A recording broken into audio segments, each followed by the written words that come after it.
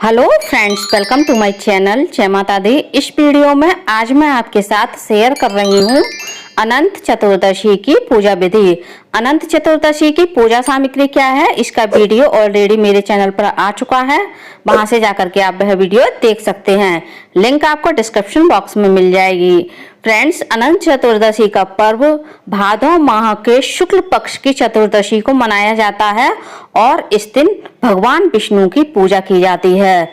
इस दिन विष्णु भगवान की पूजा करने से अनंत गुना फल की प्राप्ति होती है। साथ ही 10 दिनों की पूजा के बाद इस दिन भगवान गणेश जी का भी विसर्जन किया जाता है, जिससे कि इस दिन का महत्व और अधिक बढ़ जाता है।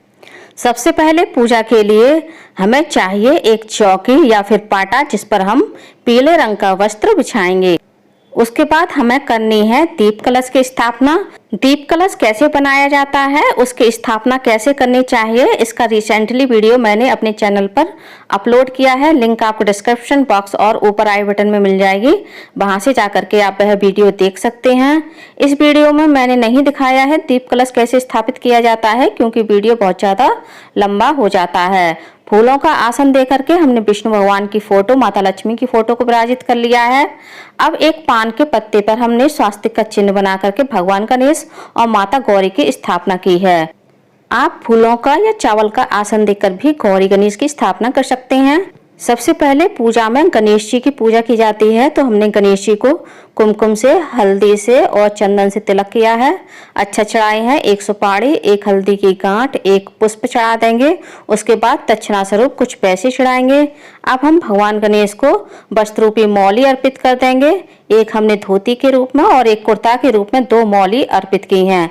अब हम भगवान गणेश को जनेऊ अर्पित कर देंगे। ये जनेऊ मैंने कच्चे सूत से बनाया है। अब हम भगवान गणेश को दूब घास का भोग लगाएंगे। इसके बाद हम माता गौरी की पूजा करेंगे। माता गौरी को हम कुमकुम लगाएंगे, अक्षत चढ़ाएंगे, पुष्प चढ़ाएंगे और वस्त्र रूपी मौली अर्पित कराएंगे। इस तरह से हमने गौरी माता की और भगवान गणेश की पूजा करती है। किसी भी पूजा में भगवान गणेश के साथ माता गौरी की भी प्रथम पूजा की जाती है।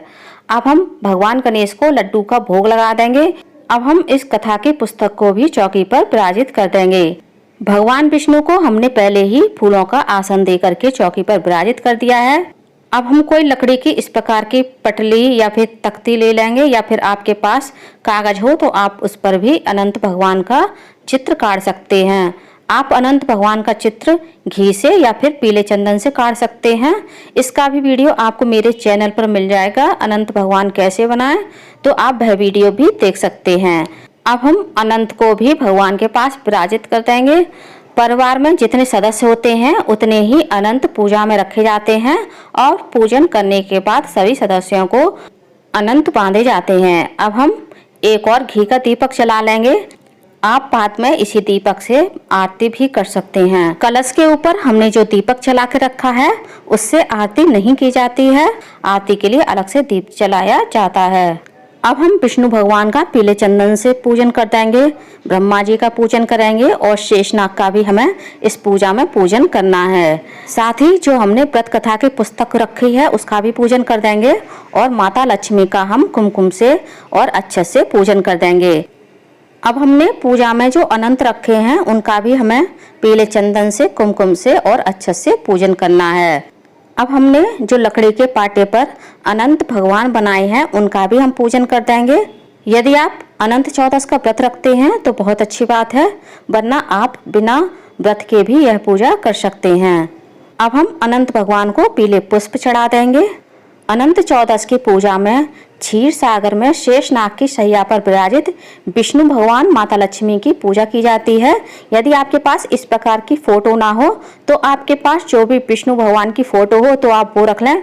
यदि आपके पास वो भी ना हो तो आप लड्डू गोपाल को भी पूजा में विराजित कर सकते हैं, क्योंकि हमारे लड्डू गोपाल ही विष्णु भगवान का रूप हैं। अब हमने एक पीले पुष्पों की माला विष्णु भगवान को अर्पित कर दी है। आप कोई भी पूजा करें तो विष्णु भगवान को पीले पुष्प, पीले फूलों की माला अवश्य अर्पित करें। अब हम दीपक का भी पूजन कर देंगे। पीले चंदन से, कुमकुम से पुष्प चढ़ाएंगे और अक्षत चढ़ा देंगे। इस प्रकार से हम अग्निदेव का पूजन करते हैं। अब हम विष्णु भगवान को बेसन के लड्डू का भोग लगा देंगे। विष्णु भगवान को बेसन के लड्डू अति प्रिय होते हैं। जो भी हमने भगवान को भोग लगाया है उसमें हमें तुलसी दल अवश्य से रखना है, क्योंकि भगवान विष्णु बिना तुलसी दल का भोग स्वीकार नहीं करते हैं। और गणेश भगवान के लिए हमने अलग से भोग निकाल दिया था, क्योंकि गणेश भगवान तुलसी का भोग स्वीकार नहीं करते हैं। अब हमारे पास छेना की मिठाई थी, उसका भी हमने भोग लगा दिया है। और इस दिन आपको भगवान विष्णु को तुलसी दल अवश्य से अर्पित करना है, तुलसी दल का भोग अवश्य लगाना है। अब हम भगवान विष्णु को एक जनेऊ भी अर्पित कर देंगे और वस्त्र रूपी मौली भी अर्पित कर देंगे। हमने विष्णु भगवान को पहले ही वस्त्र के रूप में चुंदरी भी अर्पित कर दी है। अब हम माता लक्ष्मी को, विष्णु भगवान को, गणेश जी को, माता गौरी को इत्र भी लगा देंगे। इत्र लगाने से भगवान प्रसन्न होते हैं। अब हमें कलश का भी पूजन करना है, कुमकुम से, अक्षत से और पुष्प से, क्योंकि कलश में हम सभी देवी देवताओं का आवाहन करते हैं, तो उनका भी पूजन हमें विधि विधान से करना चाहिए। साथ ही हमने कलश पर जो दीपक विराजित किया है उसका भी हमें कुमकुम से, अक्षत से और पुष्प से पूजन करना होता है। अब हम अनंत भगवान को भी तुलसी दल का भोग लगा देंगे। अनंत चतुर्दशी के दिन हमारे यहाँ मीठी पूड़ी का भोग अनंत भगवान को जरूर लगाया जाता है, तो हमने उसका भी भोग लगा लिया है। साथ ही हमने सेब का भी भोग भगवान को लगा दिया है। आप कोई भी मौसमी फल का भोग अनंत भगवान को लगा सकते हैं। अनंत भगवान की पूजा में आप कोई भी विष्णु भगवान के मंत्र का जाप कर सकते हैं। और जब आप अनंत का पूजन करें तो ओम अनंताय नमः इस मंत्र का जाप करें। अब हम अनंत भगवान को भी वस्त्र रूपी मौली अर्पित कर देंगे। उसके बाद पूजा में हमने जितने भी अनंत रखे हैं उन सभी को हम धूप दीप दिखा देंगे और बाद में पूजा में ही स्थापित कर देंगे। अब हम एक छोटा सा हवन करेंगे। हवन के लिए मैंने गाय के गोबर का उपला लिया है, जिस पर थोड़ा सा घी डाला है। अब हम इस पर थोड़ा सा कपूर डालेंगे और अग्निदेव का आवाहन करेंगे। हवन में हम विष्णु भगवान के नाम से, गणेश जी के नाम से और माता लक्ष्मी के नाम से हवन सामग्री से आहुति देंगे 5 या 7। और उसके बाद एक लौंग का जोड़ा, एक इलायची और एक पतासा भी हम भगवान विष्णु के नाम से हवन में अर्पित करेंगे।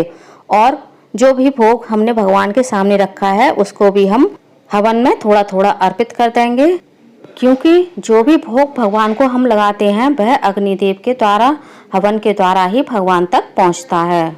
अब हम अनंत चतुर्दशी की व्रत कथा पढ़ेंगे। हाथ में एक पुष्प ले लेंगे या फिर अक्षत ले लेंगे और कथा पढ़ेंगे। इसके बाद हम भगवान की कपूर से आरती करेंगे। आप ये घी के दीपक से भी आरती कर सकते हैं। आरती हम भगवान को देंगे और परिवार के सभी सदस्यों को देंगे। उसके बाद भगवान के चरण स्पर्श करके भगवान से आशीर्वाद लेंगे और पूजा में हुई अपनी सभी भूल चूक के लिए भगवान से क्षमा प्रार्थना करेंगे। पूजा के सभी अनंत परिवार के सभी सदस्यों को बांध देंगे। महिलाएं लेफ्ट हैंड में बांधेंगी और पुरुष अपने राइट हैंड में बांधेंगे।